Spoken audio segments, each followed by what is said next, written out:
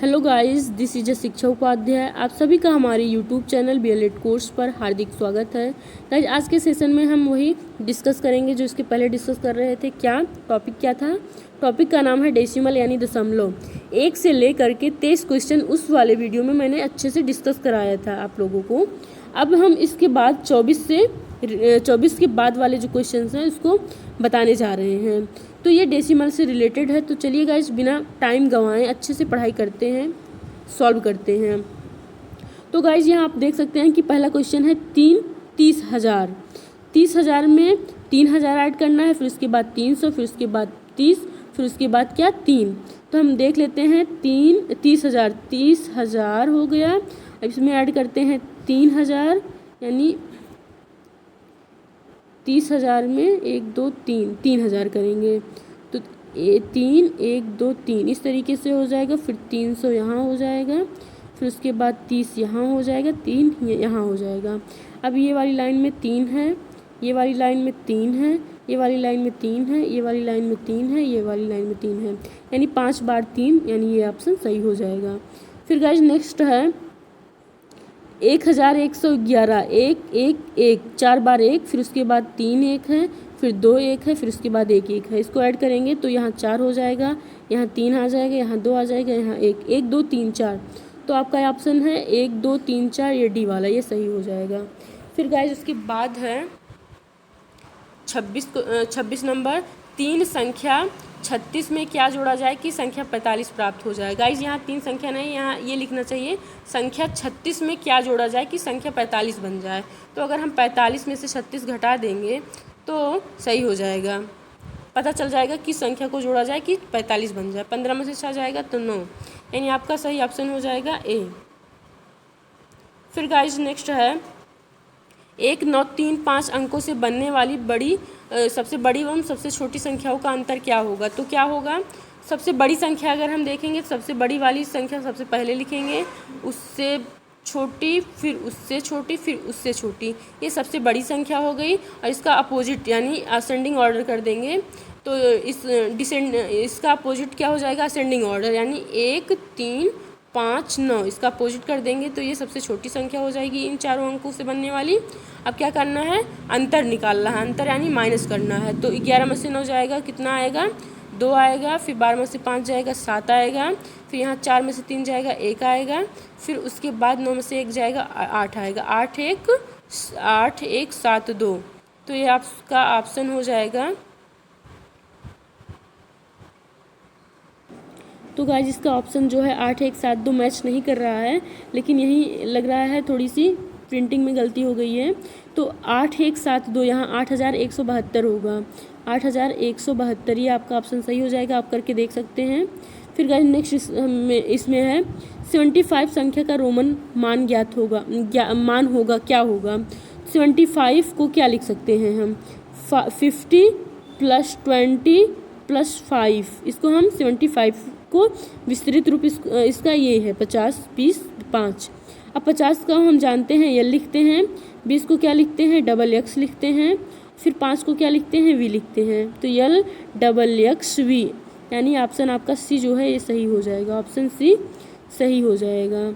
यल को हम 50 लिखते हैं और XX हो जाएगा 20, यानी 50 में 20 जोड़ेंगे 70 और उसमें 5 जोड़ देंगे तो 75। तो आपका ये ऑप्शन सही हो जाएगा। फिर गाइस है 103 संख्या का रोमन तुल्यांक होगा। तो 100 को हम क्या लिखते हैं, C लिखते हैं, और 3 को III, तो ये CIII आपका डी ऑप्शन सही हो जाएगा। फिर गाइस नेक्स्ट है 31 रोमन संख्या CIII संख्या को दार्शनिक पद्धति में लिखो। तो C का मतलब 100, वही क्वेश्चन रिपीट हुआ है, और इसमें अगर हम कितना 3 जोड़ देते हैं तो 103 हो जाएगा, यानी आपका ए ऑप्शन सही हो जाएगा। फिर गाइस नेक्स्ट है रोमन संख्या XLV को दार्शनिक पद्धति में लिखो। तो यक्स का मतलब कितना है, यक्स का मतलब हो जाएगा 10, और फिर यल का मतलब हो जाएगा 50, और फिर उसके बाद V का मतलब हो जाएगा 5 + 5। अब गाइस यहाँ हम देख सकते हैं XLV लिखा गया है, यानी यल के पहले यक्स है, यानी यल के पहले यक्स है तो ये माइनस हो जाएगा, क्या हो जाएगा, माइनस हो जाएगा। तो यहाँ 50 में से 10 घटाएंगे 40 हो जाएगा, और 40 में अब 5 ऐड करेंगे तो क्या हो जाएगा, 45 हो जाएगा। तो इसका ऑप्शन सही हो जाएगा बी। फिर गाइस नेक्स्ट है यल यक्स वी, यानी यक्स के पहले यल के बाद यक्स लगा है, यल के बाद यक्स लगा है, यानी इसका मान क्या हो जाएगा, ये है 60। 50 में 10 जोड़ा गया है मतलब 60, और 60 में वी जोड़ देंगे यानी 5 जोड़ देंगे तो हो जाएगा 65। तो ये 65 हो जाएगा।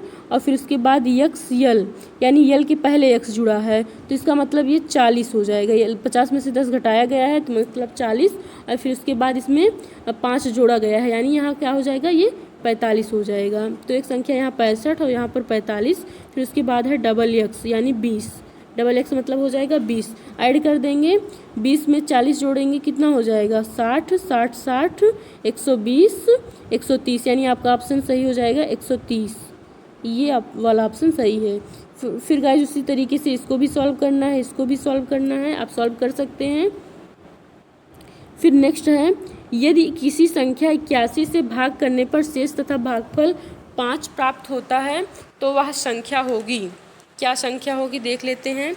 यदि किसी संख्या को 81 से भाग करने पर, तो गाइस हम सबसे पहले भाज्य भाजक भागफल शेषफल समझ लेते हैं क्या होता है। जैसे गाइस अगर 3 डिवाइड बाई यहाँ 21 है, या हम 20 कर देते हैं, और फिर इसको हम लेकर जाते हैं भाग करते हैं, 3 छक 18, तो यहाँ 2 शेष बच जाता है। तो गाइस जो ये संख्या है इसको क्या बोलते हैं, भाज्य बोलते हैं। ये भाज्य है, ये भाजक है, भाजक यानी जिससे भाग दिया जा रहा है, और ये भागफल है जो प्राप्त हुआ है भाग करने के बाद, और ये बचा हुआ शेषफल है। तो गाइस शेषफल भागफल हमें याद रहता है, लेकिन भाजक और भाज्य में कन्फ्यूजन होता है। तो भाजक यानी जिससे हम भाग दे रहे हैं, यानी ये वाली संख्या, और जिसमें दिया जा रहा है वो भाज्य हो जाएगा। तो गाइस चलिए देखते हैं, इसमें एक फॉर्मूला याद करना होगा, भाज्य इज इक्वल टू होता है भाजक गुणे भागफल प्लस शेषफल। तो यहाँ हम मान बस रख देंगे।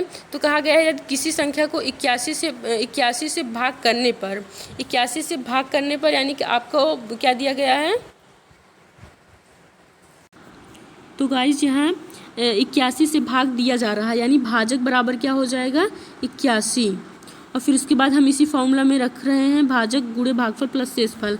तो भाज्य अभी नहीं दिया गया है और भाजक दिया गया है 81। फिर उसके बाद है भाग करने पर शेष तथा भागफल 5 प्राप्त होता है। 81 से भाग करने पर शेष तथा भागफल 5 यानी दोनों 5 प्राप्त होते हैं, भागफल भी और शेषफल भी। तो भागफल के स्थान पे यहाँ हम 5 लिख देंगे और शेषफल के स्थान पे भी हम 5 लिख देंगे। फिर इसको सॉल्व कर लेंगे। 81 का गुणा 5 में करेंगे तो 405 आएगा। फिर उसके बाद इसमें 5 ऐड कर देंगे तो यहाँ हमारा किसका मान आ जाएगा, भाज्य का मान, यानी 410 हमारा भाज्य हो जाएगा। 410 यानी ये ऑप्शन सही हो जाएगा।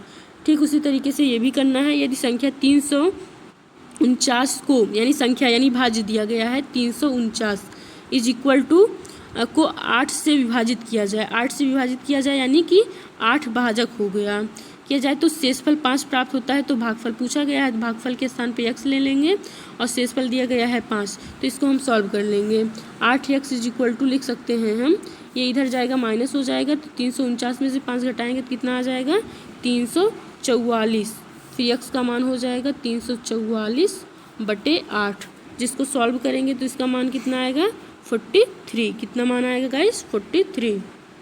आप अगर यहाँ भाग करके देख सकते हैं 43 ही आएगा। तो इसमें ऑप्शन नहीं दिया गया है लेकिन इसका ऑप्शन होगा 43। फिर गाइस नेक्स्ट है संख्या इतना विभाजित है। तो ये संख्या किससे विभाजित है हम एक बार चेक कर लेते हैं। 2 से तो विभाजित नहीं ही है। 3 से देखते हैं। 3 का विभाजिता का नियम होता है कि संख्याओं का योग 3 से कटना चाहिए। तो संख्याओं का योग देख लेते हैं। 1 में 3 जोड़ेंगे 4, 4 में 8 जोड़ेंगे 12, 12 में 9 जोड़ेंगे कितना आएगा 21, 21 में 3 जोड़ देंगे तो आएगा 24। तो 24 जो है ये 3 से डिविजिबल है। 3 से 23, 3 8 24, यानी ये 3 से डिवाइड होगा। तो इसका ऑप्शन सी सही हो जाएगा। फिर गाइस नेक्स्ट क्वेश्चन है 39। संख्या 3 3 4 4 0 विभाजित है। किससे विभाजित है? 3 है, 100 है, 9 है, 7 है, तो 100 यानी 2 जीरो यहाँ भी है, 2 जीरो यहाँ भी है, आराम से कट जाएगा, तो इससे विभाजित है, यानी ऑप्शन ए सही हो जाएगा। फिर गाइज नेक्स्ट है संख्या, ये कितनी बार 4 है, 6 बार है, विभाजित होगी। तो गाइज हम जानते हैं कि 5 के विभाजिता के नियम को, कि 5 से संख्या तभी कटेगी जब लास्ट में 0 या 5 हो। तो इसमें 4 है, तो सब में 5 है, यानी ये इससे डिविजिबल नहीं है, तो बचा क्या, यही इसका आंसर हो जाएगा। गाइज फिर नेक्स्ट है संख्या इतने को शब्दों में लिखा जाएगा, तो हम करके देख लेंगे। इकाई, दहाई, सैकड़ा, हज़ार, 10,000, लाख, यानी 3,83,758, 3,83,758, इसका पहला ऑप्शन ये वाला सही हो जाएगा। फिर गाइज नेक्स्ट है संख्या इतने को शब्दों में लिखो, इकाई, दहाई, सैकड़ा, हज़ार, 10,000, लाख, 1,66,000 इसको लिखेंगे, 1,66,000, इसका ऑप्शन ये सही हो जाएगा। फिर गाइज नेक्स्ट है 9,99,99,999 को अंक में लिखा जा सकता है। तो 9 करोड़, 9 के बाद कितना जीरो, 7 जीरो, 1 2 3 4 5 6 7, फिर उसके बाद 9 करोड़ 99 लाख, 99 लाख यहाँ लिख देंगे, 99 के बाद 5 जीरो, 1 2 3 4 5, फिर उसके बाद 99,000, 99,000, 1 2 3, फिर उसके बाद 99,000 के बाद 999, यानी यहाँ, यानी वही सबसे ज़्यादा जो 999 आया है वही इसका ऑप्शन हो जाएगा। इसका ऑप्शन क्या हो जाएगा, ये डी, 8 बार जो 9 आया है। फिर गाइस उसके बाद है 44, 1 करोड़ में शून्यों की संख्या है, तो 1 करोड़ में शून्यों की संख्या 7 है।